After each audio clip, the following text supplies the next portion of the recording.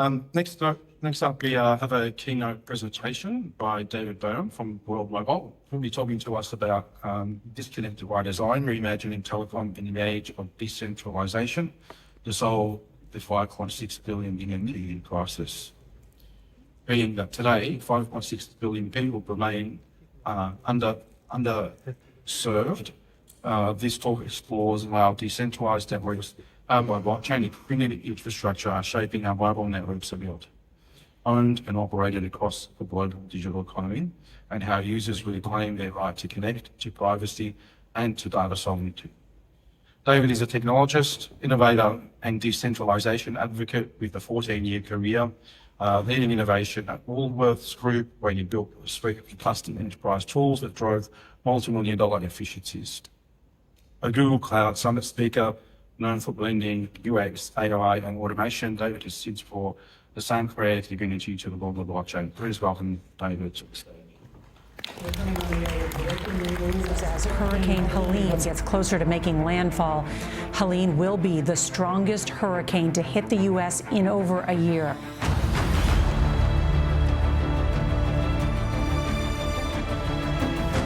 They don't have running water, internet, and cell service are also out. A lot of issues with, water, connectivity, like people can't even communicate.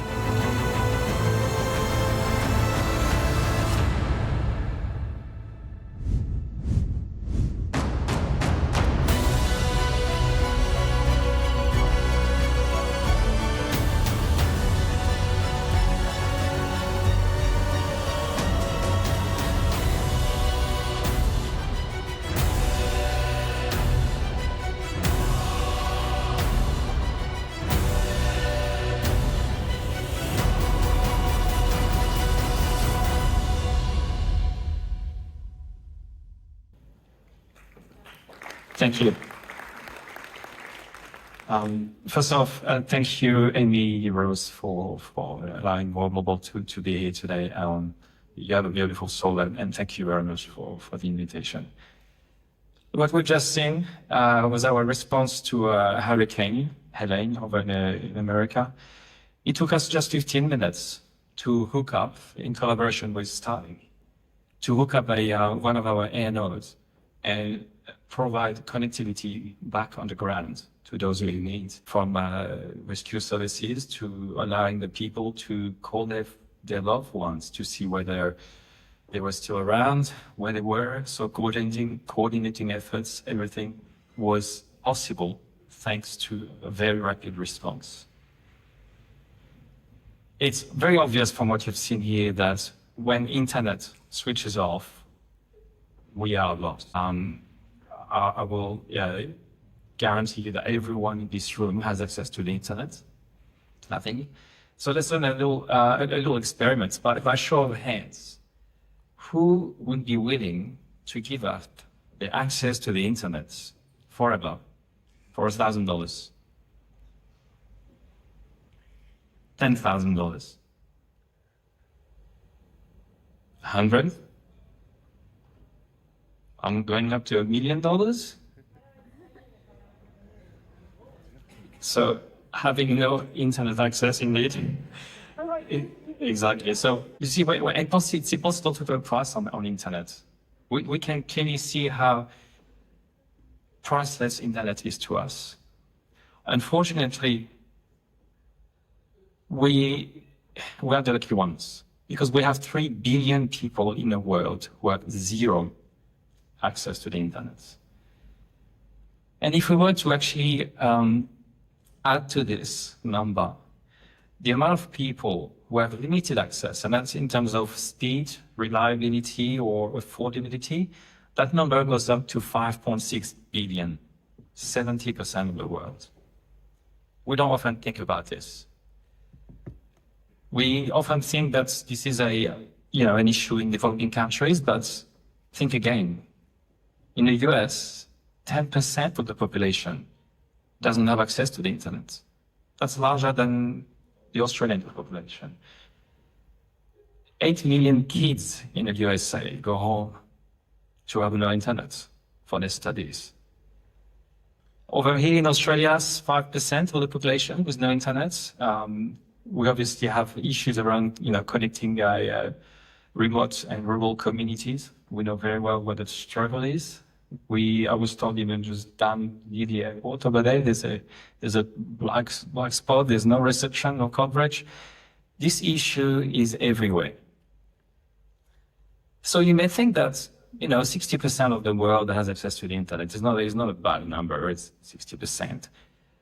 But really, if we think about what the meaning of connectivity is, which is when two people are able to get together, exchange idea, knowledge, do commerce, so exchange value,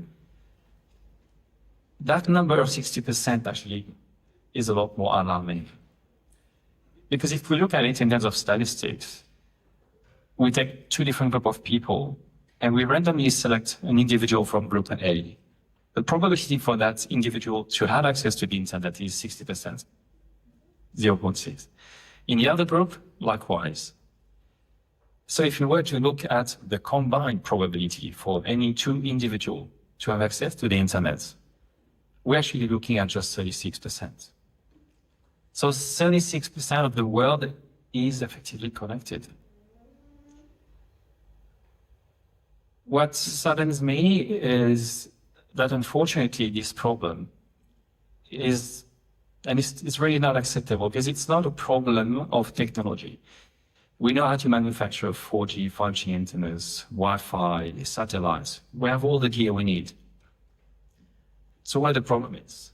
The problem relies in the business model that the 800 plus telco around the world are using.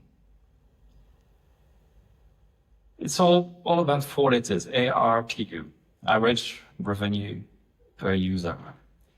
This metric is the metric that every single telco is actually using to drive their decisions around where their CapEx is going to be utilized. Access to capital is very difficult, very extensive. So they are very cautious. Are they going to deploy a $1.5 million antenna in a rural town in Australia if only 50, 100 people are going to connect to it? The ROI is not justifiable.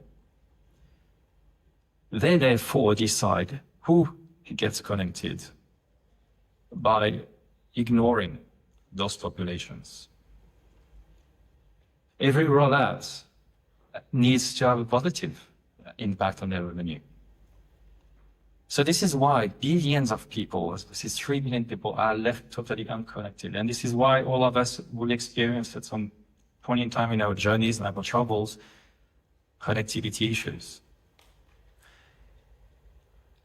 Unfortunately, you see the very same business model, which is leading 40% of the world unconnected, is also exploiting the 60% that are connected.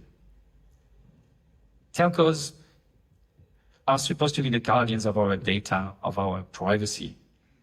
But revenue, chasing revenue, dictates otherwise. A recent survey here in Australia showed that 41% of people have limited faith in their telco. A quarter feel pressured to go into more expensive plans. A third have different coverage that they were promised when they went down and signed that agreement. And 40% had unexpected contract changes. The trust is broken. So what do we need? We need a new business model. It is clear. Because whether we are connected or not connected, inevitably, the model is failing us. So this is why 7 years ago, Mickey Watkins, our CEO, stood in front of the United Nations and said, I'm going to connect 1 billion people by 2030. And we will achieve this. We were on track.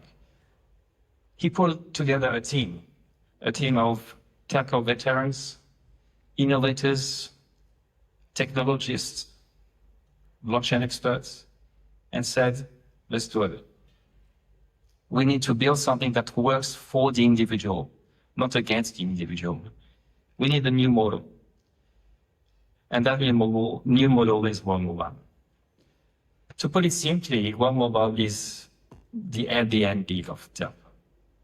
See, Airbnb didn't become the world's largest accommodation provider by spending a huge amount of capex building hotels every single place that was needed.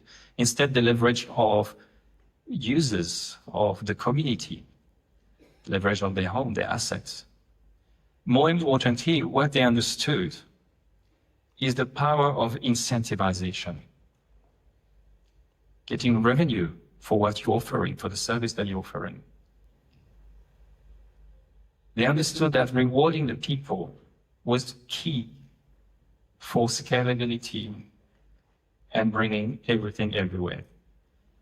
So if we were to just to continue the analogy and have One Mobile here, we'll see that we will empower individuals, anyone, everyone, to deploy infrastructure antennas where they are needed, where they matter on the map. The community is going to deploy infrastructure, but then the community is also going to run the infrastructure. This is the very first, One Mobile is the very first mobile network operator that is user-owned and user-operated. And to build an enterprise-grade network competes with every other network, we couldn't do it alone. So what we do, we actually empower your local entrepreneur, your telco, your ISP, or even an actual telco, an MVNO, an MNO. We empower them to deploy infrastructure that is going to be financed by the community. We give those entrepreneurs, local entrepreneurs, a turnkey solution called Hex Guardian that provides them with everything in hand they need to deploy infrastructure, to do marketing, to resell SIM cards, to sign up customers. Essentially, we are building mini telcos. And when you add up all these mini telcos together, you end up with a global network. We mentioned that incentivization was key. And really, we understood this. The model was built with over 85% of the profits of the revenue that's generated, not profits, of revenue that's generated by the network, going back to the sharing economy, going back to the very people who deploy infrastructure, the people who run the network. We have the very definition of what DePIN is. Decentralized physical infrastructure network, and RWA as well when you think about the antennas. This is built on and powered by the community. Really to orchestrate this whole network, to bring all these mini telcos together, we had to actually have a blockchain that is capable of running millions and millions of transactions. And you think every SMS, every phone call, everything going through the chain requires something special. And we did. We built our own chain, the very first L3 on base that is EVM compatible. And that chain offers us speed, security, affordability, and also compliance, which is something very important in the telco world. The Earthblock network, this is something truly special. As I mentioned, innovation is really key to what we're doing. We have 1,000 servers distributed around the world instead of having a telco that has a data center centralized in Sydney, for example.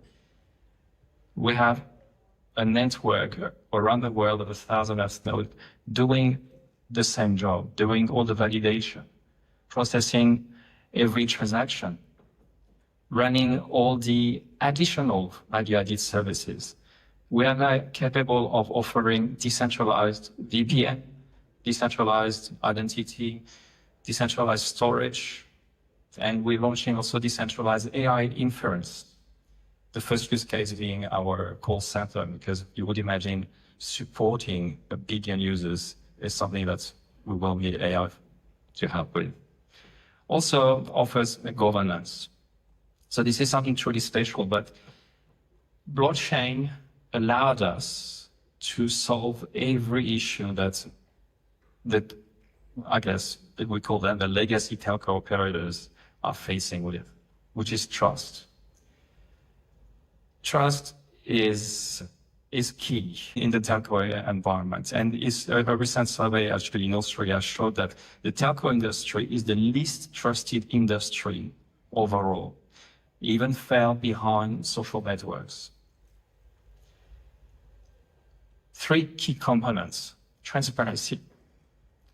We obviously have no transparency around the billing, for example, that our telco provides us with, the amount of data you've used. Where on the blockchain, on mobile chain, you will have full transparent billing information, but also everything else is transparent. The revenue share, all these 85% of the revenue going back to the people, the sharing economy, all of this will be transparently visible. Security.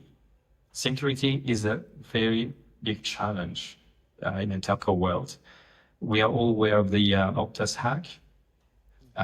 Just recently, back in April, in Korea, South Korea, SK Telecom found out that for the last 3 years, hackers have been in their data center, leveraging of users' data, stealing all their data. That was 25 million users, half of the South Korea population. They all had to go get new SIM cards. All their privacy was out in the air now. We also saw that 57% of all DDoS attacks in 2024 were targeting telecommunication companies. When it comes to blockchain, we don't have that issue. Your data is actually on-chain, securely, private, and encrypted. So just to put in perspective, we are growing rapidly right now. We've got 2 million active daily users on chain, $7 million in revenue. We've deployed over, now this figure are all the audio vehicles, so it's 43,500 NOs being deployed around the world. We have our presence globally. In Pakistan, for example, where we deploy around 10,000 antennas every month. We are about to launch in the USA a product that is revolutionary. It's the very first Wave 3 eSIM. So it's a mobile phone plan that will cover the whole USA. In the Philippines, we just signed up, we're onboarding 13 million users from a telco over there that is going to put all the users on chain, on the mobile chain, and allow the community to help them deploy where it matters to bridge that gap. We are also present in other countries, like in Mozambique, where we launched an aerostat, a balloon that sits 350 meters up in the sky. And with our custom antennas, we can broadcast up to 150-kilometer radius and serve schools. In Kenya, we partnership with Starlink. We are connecting schools where we provide kids with tablets for them to start learning. We are announcing as well South Korea. This is a new market we're about to enter. There will be also the UK, Argentina, Europe, and a lot more. So we have a layered infrastructure that allows us really to provide the service that all the other telco can do, but fully decentralized. This is what it looks like of the aerostat there on the top right, and the deployment that we've done all around the world. I just want to leave you with this. And back to the topic of AI, is that it is very dear to me that at the very time that we are in right now, where AI is sending us into an exponential growth in terms of software, medicine, finance, you name it. Every industry is accelerating like there's no tomorrow. Think about those left behind who have zero access to the internet. The gap is forever expanding. Internet is not a luxury. It should be a human right. We cannot afford to leave people behind with the technology that we're seeing today. I think, just to finish up here, if you think about the talent, the human potential that is being left behind by having those people not able to connect, to learn, to do commerce, is tremendous. That is 3 billion people. So this is the very first time in history that we're able to reshape the future of telco, but I think in the sense the future of the world. Thank you.